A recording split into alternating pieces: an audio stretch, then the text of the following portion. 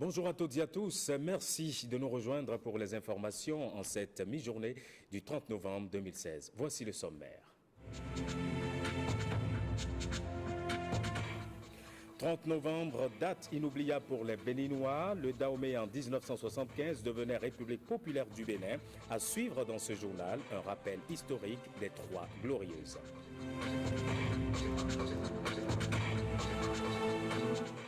Les acteurs du foncier s'informent du cadastre. Ils étaient en atelier d'imprégnation et d'internalisation. Retour sur la cérémonie d'ouverture.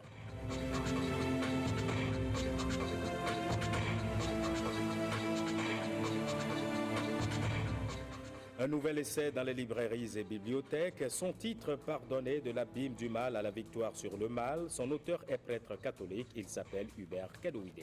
En voilà pour les titres. Bonjour à toutes et à tous et bienvenue à cette édition. Avant la fin de cette journée, vous permettez, Jérôme Rongbo nous rejoindra pour le compte-rendu de la cour d'assises. Happy Birthday, Mr. President. Le conseil communal de Cotonou l'a chanté hier à l'ancien président Dieudonné Nicéphore Soglo. Il a soufflé sa 82e bougie ce mardi 29 novembre 2016. Le conseil communal, au grand complet presque, était au domicile de l'heureux du jour pour lui témoigner toute sa reconnaissance. Jean-Claude James, Aboubakr Bakari.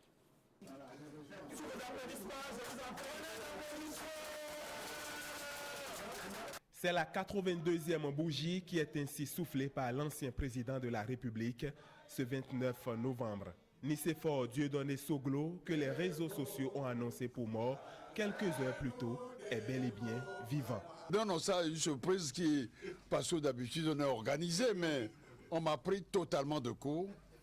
Mais je dois dire que ça me va droit au cœur. Quand on a annoncé, on m'a dit ce matin qu'on a dit que j'étais mort, je dis bon, si Dieu t'envoie pour une mission, tant que tu n'as pas fini ta mission, il ne te fait pas revenir. Le travail n'est pas terminé encore. Que Dieu, les mânes de nos ancêtres, lui donne la santé, la longévité. Amen. Parce qu'il y a quelques heures de cela, les réseaux sociaux avaient annoncé qu'il était déjà parti, prématurément. Or, nous avons encore besoin de lui, de ses conseils, de son éclairage. Une occasion de fête, mais aussi d'analyse de la situation sociopolitique du Bénin.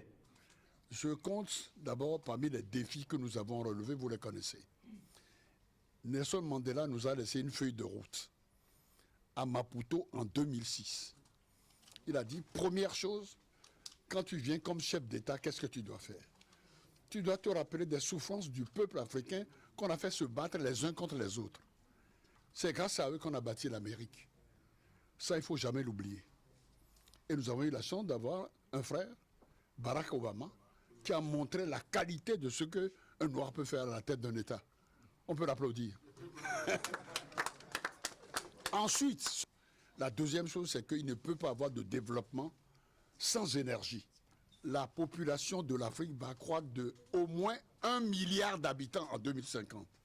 Et je dis au gouvernement que la priorité qu'on doit avoir, et tout le monde a commencé par là, c'est l'agriculture.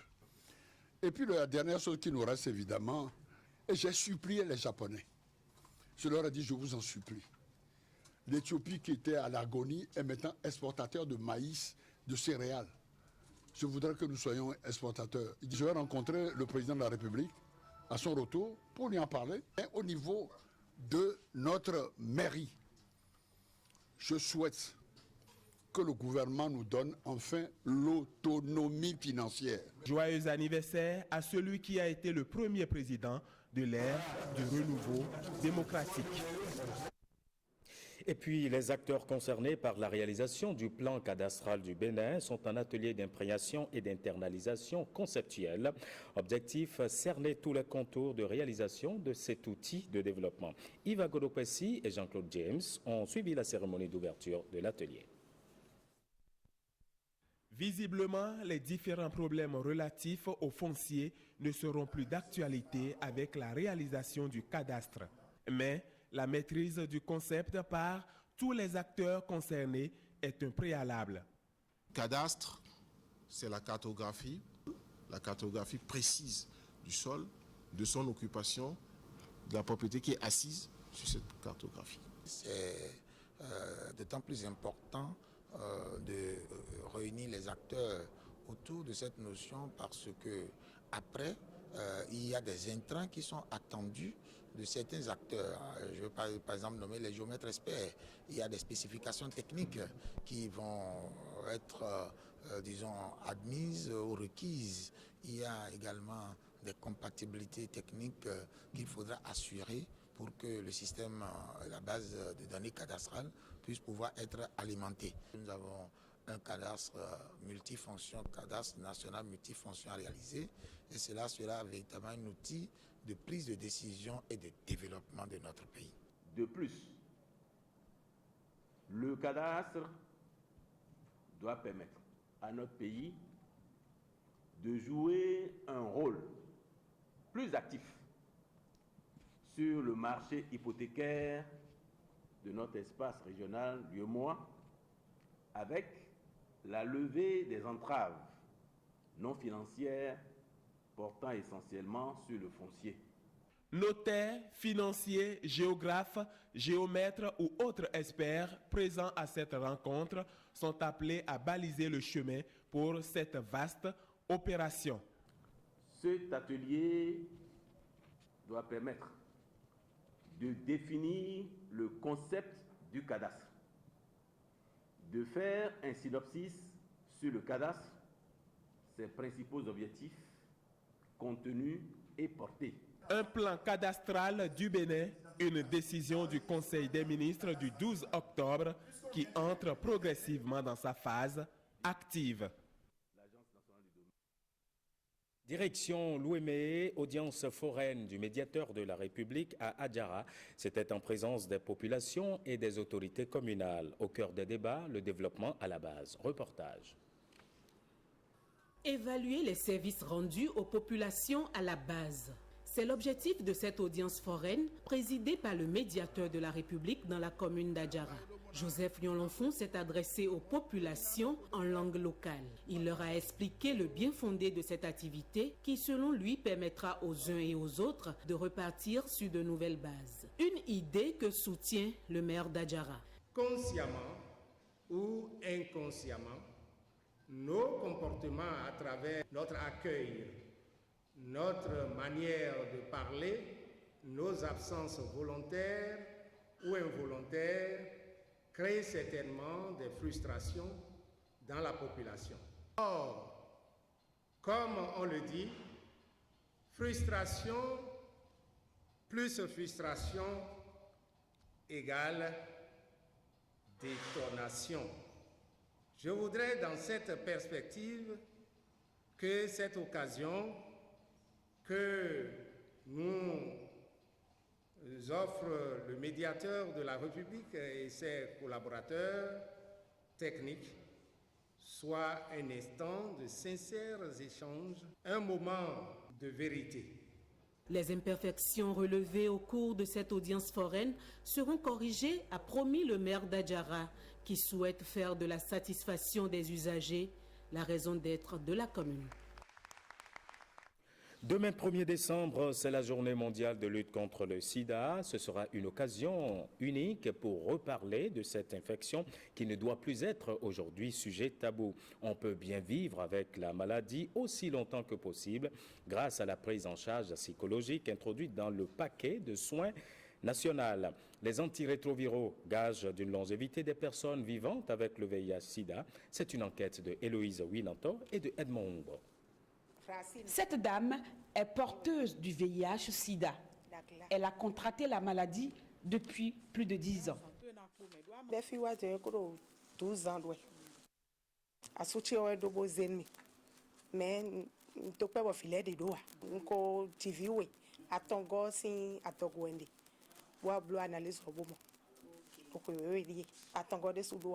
Situation difficile pour elle au départ. Mais finalement, elle a accepté sa séropositivité grâce au soutien psychologique de l'association Racine.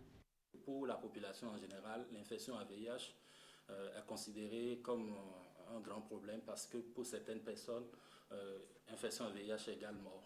Donc, en tant que spécialiste des questions de santé mentale dans le centre, nous essayons de rétablir l'équilibre psychologique au niveau de ces individus. Aujourd'hui, elle observe avec rigueur tous les conseils du médecin traitant et honore ses rendez-vous à bonne date.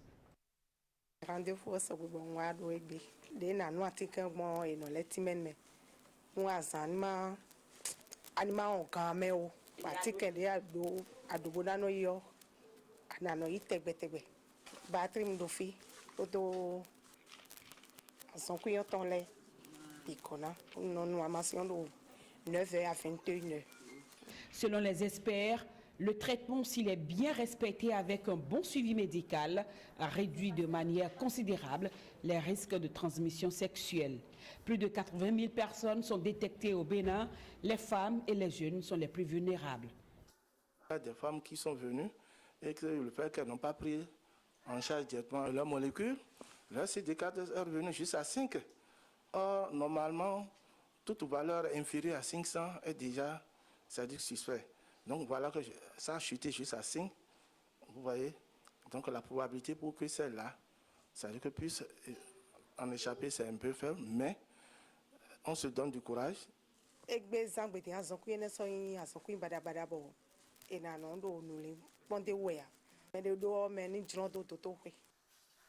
Connaître son état sérologique et suivre un traitement adapté permettrait à moyen et à long terme d'éradiquer le VIH-Sida de la planète. Et puis je vous en parlais, Jérôme Rongbo nous a rejoint sur ce plateau. Jérôme, bonjour. Bonjour Serge Senade Ayaka. Au tribunal aujourd'hui, à la cour d'assises, vous n'avez pas pu suivre le cas de viol sur mineur. Ce procès a eu lieu dans la petite salle B. Quelle information avez-vous pu glaner tout de même? L'information, c'est d'abord le résumé des faits. Le mercredi 13 octobre 2010, aux environs de 17h, Dame Agban Zaliatou, tutrice de la fillette Sena à Sigbe, âgée de 13 ans, demanda à celle-ci d'aller déposer une table au magasin 6 au quartier, à côté du marché de Commun. Sena à Sigbe profita pour satisfaire ses besoins sur le tas d'ordures dans une maison en ruine appartenant au père de Hunza Douglas. Elle fut surprise par ce dernier qui lui intima l'ordre de ramasser ce qu'elle venait de faire. Alors que Sena s'apprêtait à s'exécuter, Hunza Douglas la traîna de force dans la maison en ruine et eut des rapports sexuels avec elle. Surpris par une dame venue aussi uriner dans la maison en ruine, Hunza Douglas prit la fuite. Alors interpellé et inculpé de viol sur mineur, Hunza Douglas a reconnu les faits à toutes les étapes de la procédure. Il a déjà passé 6 ans en prison. Alors aujourd'hui, Serge, il faut dire que la Cour l'a condamné à 5 ans de récrimination. Donc Douglas Hunza retrouve purement et simplement sa liberté. Alors le second, c'est un cas de coups et blessures. Le prévenu n'a pas comparu ce jour. Qu'en est-il exactement? Eh bien, c'était le 8 mars 1997. Le sieur Daniel Aoumenou Tawiro a frappé Komi Konyankwe. La victime a succombé à ses blessures. Ce matin, le prévenu n'a pas comparu et l'audience est renvoyée à une session ultérieure. Jérôme Rongbo, merci beaucoup. Comme depuis 21 ans, les militaires retraités du Bénin se sont retrouvés pour festoyer et surtout réfléchir à leurs conditions de vie. C'était samedi dernier à la faveur d'une journée spéciale. Reportage Ismaël Ronsinou, Martial Guidigan. Après 30 ans de loyaux services pour la nation, le moment est bon pour les retrouvailles. Après l'effort, le réconfort, dit-on. Ces militaires retraités se sont retrouvés dans une réjouissance pour se rappeler leur bon vieux temps. Cela fait 21 ans déjà que cette amicale est née. Nous avons voulu qu'une période de l'année en cours, l'on se retrouve les militaires à la retraite et les militaires en activité pour se rappeler les beaux souvenirs du temps que nous avions passé sous les drapeaux. Quand on se retrouve surtout en bonne santé, ça fait de la joie. Mais au-delà des retrouvailles, l'amicale des militaires retraités du Bénin a de nobles ambitions. La défense des intérêts matériels et moraux de ses membres et le maintien et l'entretien des rapports avec les frères d'armes en activité en vue de préserver la bonne réputation de notre vaillante force armée, tant à l'intérieur qu'à l'extérieur du territoire national. Le bureau exécutif, à travers ses actions, il compte aujourd'hui de nombreux acquis, autrefois confisqués par l'administration et qui ont permis d'améliorer un tant soit peu les conditions de vie des militaires retraités du Bénin et aussi ceux en activité. À l'occasion, l'amicale des militaires retraités n'a pas manqué d'évoquer leurs conditions de vie. Ils ont salué au passage le haut commandement militaire qui œuvre pour l'amélioration de leur situation. Fin de la 3e édition de la foire agro-pastorale interdépartementale du Borgou et de la Liborie à Banikwara. Forains et organisateurs se sont séparés sur une note de satisfaction. Alviga Vincent, Firmin Bassao pour le reportage. Les forains de la 3e édition de la foire agro-pastorale interdépartementale tournent dos à Banikwara, mais les souvenirs resteront longtemps gravés dans la mémoire des participants. Environ 5000 visiteurs, 80 stands, tout un pari gagné pour les organisateurs. Nous sommes dans une approche multi-acteurs ici, où nous sommes en synergie avec les organisations socio-professionnelles d'un niveau départemental. Et je peux citer la CIM, la Chambre interdépartementale des métiers, donc la fêtière des artisans au niveau du Borgou à Liborie. Il y a l'Union régionale des producteurs Borgou à Liborie et enfin l'Union départementale des éleveurs professionnels de ruminants, si je ne me trompe, l'UDOPER pour faire plus simple. Donc il y a aussi sur une échelle Borgou à Liborie. Voilà donc les trois dimensions qui font la particularité entre les foires que l'APIDA organise à elle seule et la présente édition de la foire. La foire s'achève avec la remise symbolique des attestations aux forains. De quoi doper le moral des participants, mais aussi de susciter en eux la vocation et une meilleure appropriation d'expérience en matière d'économie locale. Vous verrez que d'autres sont déjà très avancés dans la fabrication de tel ou tel produit. Et c'est le moment d'apprendre, d'échanger avec ceux-là et de mieux comprendre pour perfectionner le produit. Vous verrez qu'il y a non seulement à la première édition, et à chaque édition, il y a toujours amélioration. Vous verrez qu'aujourd'hui, les produits qu'on avait vus en son temps à Andali se sont retrouvés, mais ont été améliorés dans la fabrication. Et c'est des forains qui peuvent aussi aller exposer hors de notre pays. Parce que je n'ai pas vu de différence par rapport aux foires que nous avons assistées au Burkina Faso ou au Niger. Foire agro-pastorale à Banikwara, c'est aussi de la musique à tout vent pour égayer le public. Les regards sont désormais tournés vers une autre commune pour la prochaine édition. Un nouvel essai dans les librairies et bibliothèques désormais disponible. Son titre « Pardonner de l'abîme du mal à la victoire sur le mal ». Son auteur est prêtre catholique. Il s'appelle Hubert Kedoide. Le lancement de l'ouvrage a eu lieu lundi dernier à Cotonou. Ismaël Roussinou, Jean-Claude James. Difficile pour l'homme de pardonner alors qu'il bénéficie en permanence de cette grâce de Dieu. Cette réalité a inspiré le père Hubert Martin Kedoide qui a mené des réflexions dont les fruits sont consignés dans « Pardonner de l'abîme du mal à la victoire sur le mal ». L'ouvrage « Pardonner de l'abîme du mal à la victoire sur le mal » n'est pas un livre de théologie ou un livre de morale réservé à quelques experts seulement. Il est l'œuvre d'un communicateur, désireux de partager, de transmettre aux autres une expérience forte en vue d'induire un changement, une mise en mouvement en termes de pensée et d'action. En publiant cet ouvrage, l'auteur met en exergue l'importance du pardon dans le quotidien des hommes. Je me suis rendu compte que le pardon est le cœur même de nos relations interpersonnelles parce que les guerres n'ont jamais gagné.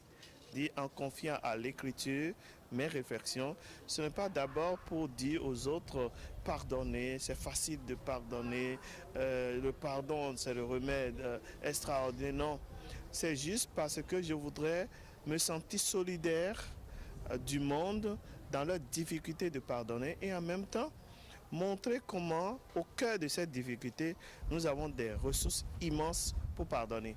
200 pages, préfacées par Monseigneur François Nyohossou, évêque de Dassazoumé. Pardonner de l'abîme du mal à la victoire sur le mal est une proposition de solution face aux crises qui secouent le monde actuel.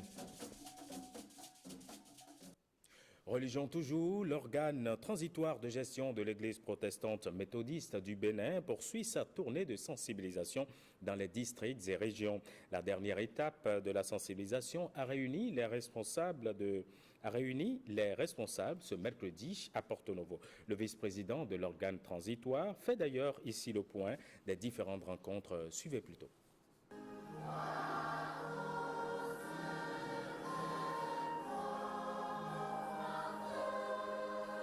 Partout où nous sommes passés, les fidèles nous ont bien accueillis. Ils ont accepté avec de bon cœur la réconciliation et la réunification que nous sommes en train de prôner depuis le 3 juillet 2016. Donc nous avons proclamé la réconciliation et la réunification de l'Église au Palais des Congrès depuis le 3 juillet. Donc c'est cette nouvelle que nous avons apportée à tous les fidèles de l'Église. Donc ils ont tous accepté cette réconciliation parce qu'ils attendaient cela depuis. Nous avons traîné l'Église dans la boue pendant 19 ans. Et vraiment c'est déplorable. Mais il a plu à Dieu maintenant de nous dire que ça va. Halte. Dieu a dit halte à cela. Et nous nous sommes engagés. Nous les 14 membres de l'OTG, nous sommes engagés à signer cette proclamation et cette réunification de l'Église. Bon, partout où nous sommes passés, comme je l'ai dit tout à l'heure, beaucoup ont accepté. Mais par contre, il y en a qui sont encore sceptiques. Mais nous avons pris tout notre temps, notre courage, notre patience pour leur expliquer davantage le bien fondé de la nouvelle situation. Nous avons pris notre courage. Il y en a qui nous ont insultés, il y en a qui nous ont injuriés, il y en a qui nous ont accusés, mais avec notre patience, notre courage, ils sont rassurés que maintenant l'Église a pris un nouveau départ. Et plus jamais ça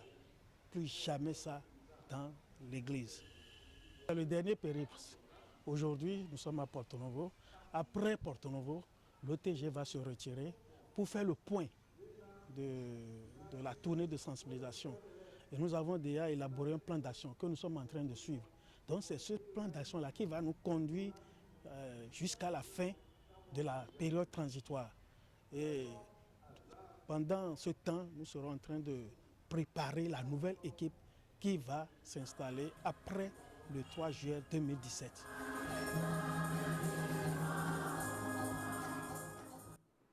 30 novembre 1975, 30 novembre 2016, il y a 41 ans, le Dahomey devenait République populaire du Bénin.